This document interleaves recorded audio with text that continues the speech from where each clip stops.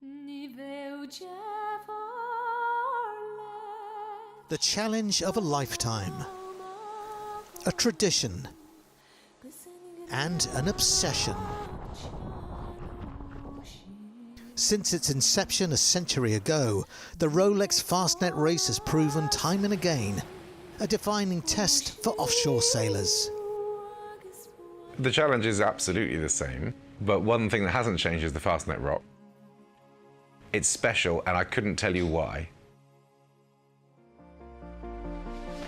Sailing's largest offshore race is organised by the Royal Ocean Racing Club and has been supported by Rolex for a quarter of a century.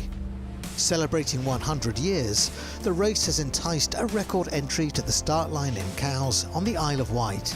Over 450 yachts, crewed by passionate offshore sailors, professional and Corinthian from 40 nations, will take on this preeminent challenge, in a fleet breathtaking in both its scope and diversity. The race is a 695 nautical mile odyssey across the waters of 3 countries, from the south coast of England, twice traversing the Celtic Sea, to the finish in Cherbourg-en-Cotentin, France. The route is a complex navigational challenge, taking in the confined waters of the Solent and the Atlantic Ocean swells, before the rounding of Ireland's Fastnet Rock, the race's emblematic halfway point. And finally to the extreme tides off the Normandy coast, just before the finish in Cherbourg-en-Cotentin.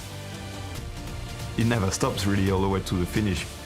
You can never rest, so there's always something to plan, something to be cautious of. Yeah, it's a full package. It's a grueling challenge that attracts some of the fastest and most technologically advanced racing craft on the oceans. Within the main body of the fleet, everyone can harbour ambitions to lift the Fastnet Challenge Cup, awarded to the overall race winner, a highly coveted trophy and a crowning achievement for any sailor. People come back because there's a siren call to go to the Fastnet Rock. The centenary edition of the Rolex Fastnet race commences on Saturday, July 26th.